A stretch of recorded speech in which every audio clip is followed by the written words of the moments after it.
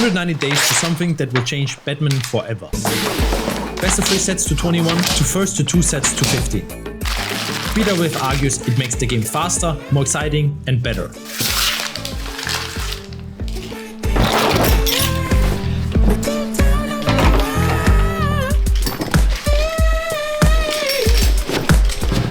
And the amount of players that I've talked with that say it's absolute bullshit is insane.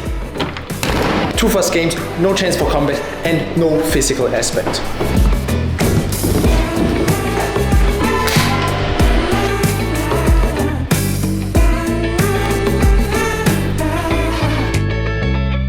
I do understand these views, but my view on it is completely different. I wanna spend time with you under covers. I wanna spend time with you under covers.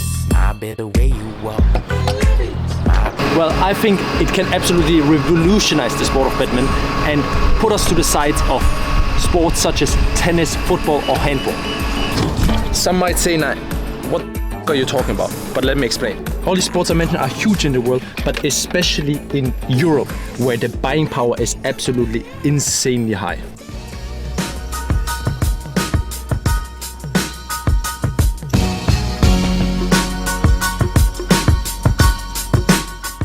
This buying power is not important now, but we'll get back to that later on.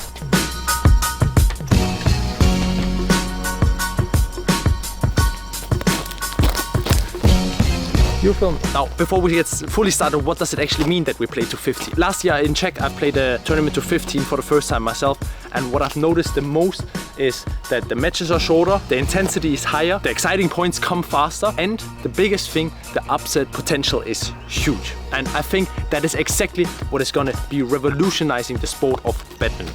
Du skal ikke gå ud og slå, hvis du ikke kan finde ud af det. Tak. Hej.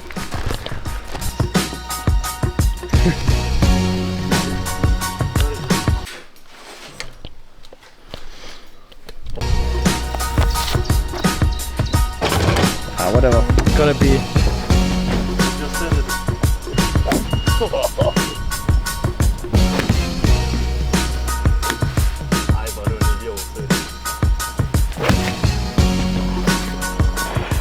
And exactly this kind of upset potential is gonna be huge for the European players, especially against the Asian players.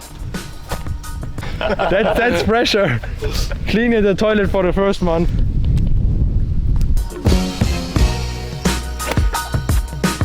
Potatoes. Let's go.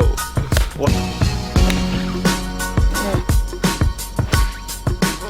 Oj, der ruller lige til venstre. Baby. Ej.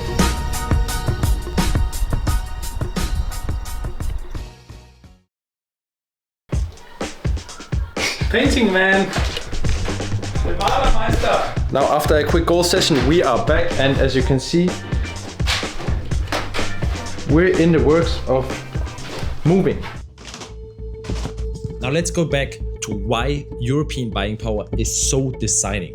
Right now, badminton has around 600 million badminton fans and players in Asia and only 10 to 20 million in Europe. While in tennis, you have around 300 million in Asia and 300 million in Europe. And what is that big difference in tennis and badminton now? Well, if you look at the top 10, top 20, top 30 in ATP and WTA, you can see there's Americans, there's Europeans, and barely any Asians.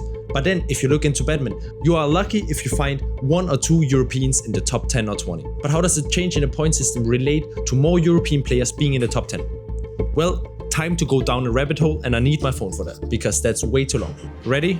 Well, shorter matches with higher upset potential will lead to more European players upsetting the Asian players, which will make them break through into the highest World Tour level. Then more European players that are higher in the world ranking will lead to more fans in Europe, which we can already see happening in France. Then this increase in more fans will lead to bigger tournaments and bigger attention on these tournaments, talking TV rights, social media, classical media.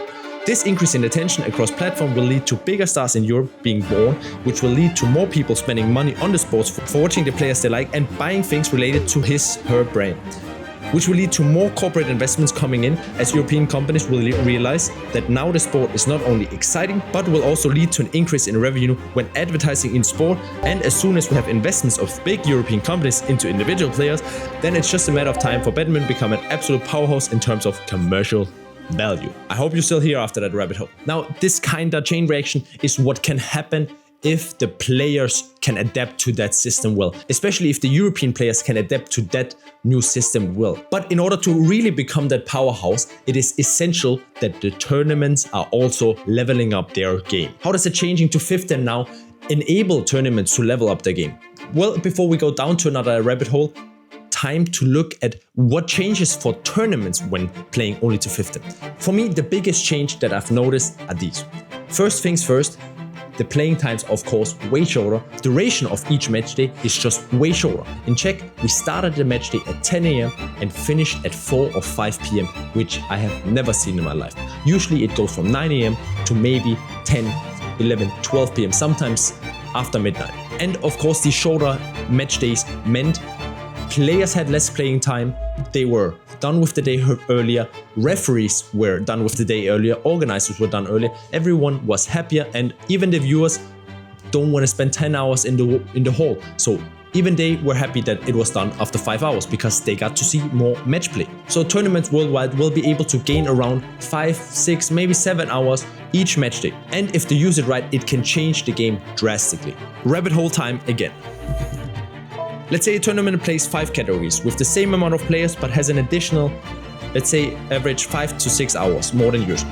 5 hours a day more means they can not only focus on getting matches through, but actually hyping up matches. Meaning, if Anders Antonsen is playing against Alex Lanier, that needs to be a center court where maybe no matches around them are playing, where all the focus is on them and people are only coming to watch that match because this is going to be hyped up and this is what will create viral moments. And what that could also mean is being able to have separate morning and afternoon session, being able for viewers to not be in the hall until 11, 12 p.m. because who wants to do that?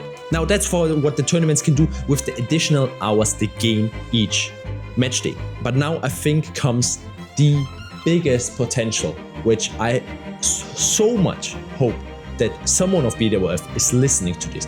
And please write it in the comments that they should, if you know someone that knows BWF, write it in the comments, tag them, whatever. My idea is, you play every normal tournament, best of 3 sets to 50. But then you look at tennis, take the Grand Slams and say, we're gonna play all the Super 1000 tournaments, best of 5 sets to 15. An absolute brutal thing to do. Every badminton player knows that it's insane to play 3 sets to 21 already if it's high quality. But 5 sets to 15 at world-class level, absolute brutal. But then instead of having 1 week for a 1000 tournament, which is just not enough, having a 2-3 week span, completely changing the schedule of tournaments, completely putting it upside down. But having a 2-3 week window where not only the best 32 are playing, but let's say the best 100 players qualify. The top 16 have a first round, then you play your match and then you will have a rest day or 2 in between. So now that is of course a big suggestion and it's easy for me to say because I'm just sitting here. But what will it actually take in order to implement these kind of changes? Let's run it through. An average BWF 1000 tournament gives $1.4 million in prize money, while the average tennis slam gives $70 million, which is 50 times as much. A tennis Grand Slam earns up to 15 times more than a normal ATP event. If you take that on the 4 biggest BWF 1000 tournaments and multiply it, they would be able to give out up to $72 million in prize money.